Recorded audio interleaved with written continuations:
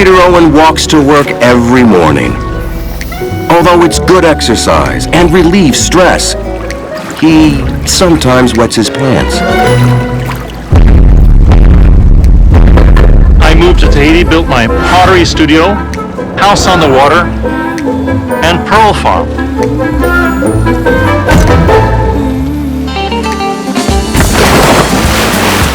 Peter grew up in a California suburb in a typical split-level home. 40 years later, in French Polynesia, he lives on his own three-building lagoon.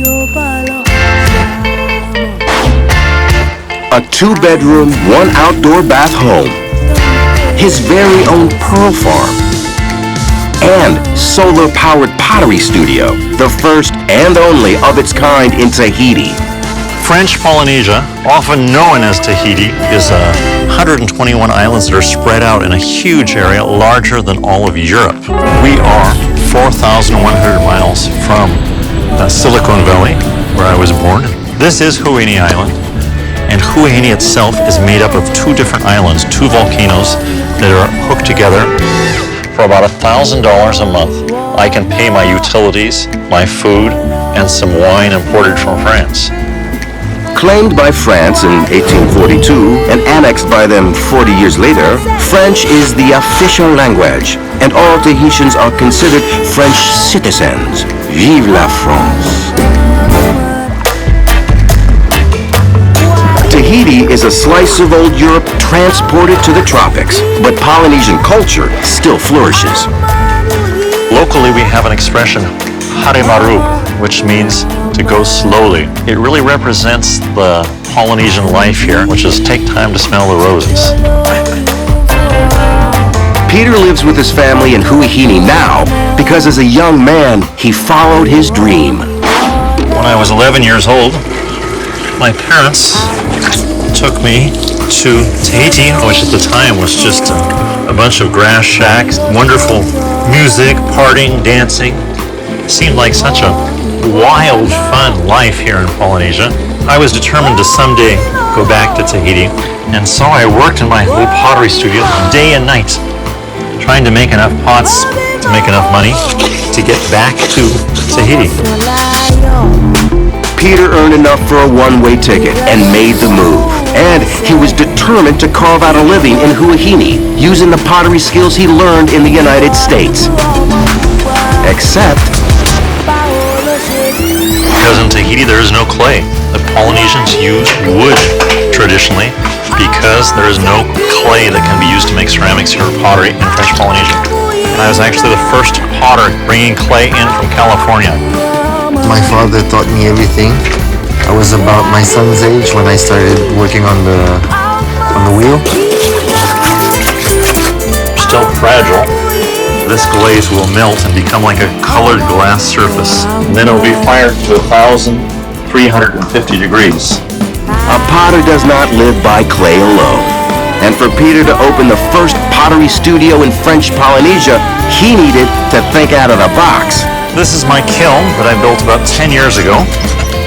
You don't find ceramic equipment here in Polynesia, so I imported the bricks and put this kiln together brick by brick.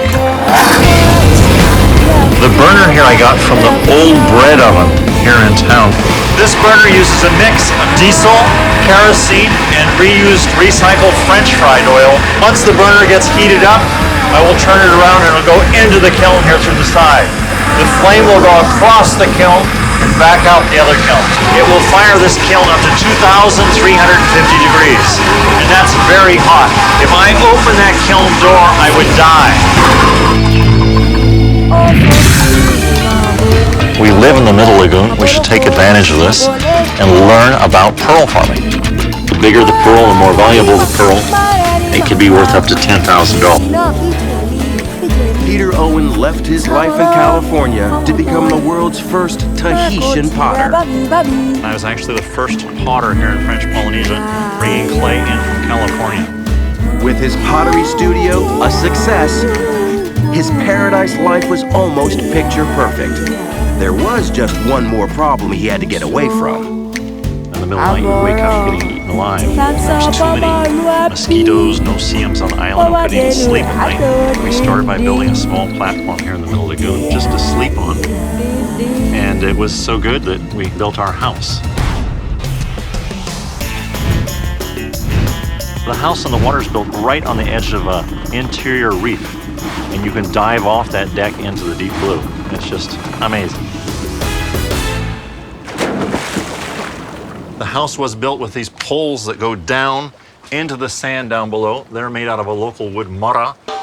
And so we have about 60 poles on this. Water right here, strong pressure. The water's coming actually from the mainland. I pulled a water line across the lagoon, about a mile of pipe. It took me 3 weeks with little weights on it to keep it weighted down in the lagoon. And this house we built here over the water cost a total of about $20,000. Getting away from the bug-breeding jungle had an additional benefit: inspiration for his next Tahitian venture. Oysters. We thought, gee, we live in the middle lagoon. We should take advantage of this and learn about pearl farming. Did our first pearl farming right there at our house over the water. And my wife said, why don't you get this out of the house? I don't really appreciate having a pearl farm in the middle of my house. So we decided to move the pearl farm across the way over here.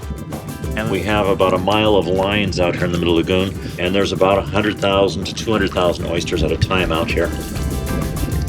The nutrient-rich mud that runs off the island's 2 dormant volcanoes makes poor clay, but produces the perfect conditions to cultivate this very profitable creature from his black lagoon. These have been in the water about 18 months. That's how long it takes to make a pearl each time. Out of the 100,000 oysters, probably 5% of them will be A-quality pearls. Founding the only pearl farm on Huahine Island, Peter broke into the $10 million a year Tahitian pearl industry. And here we go. The bigger the pearl, the more valuable the pearl, and it could be worth up to $10,000. It's a living thing that comes out of here. This is a living gem. That's what I find so unique and magical about this.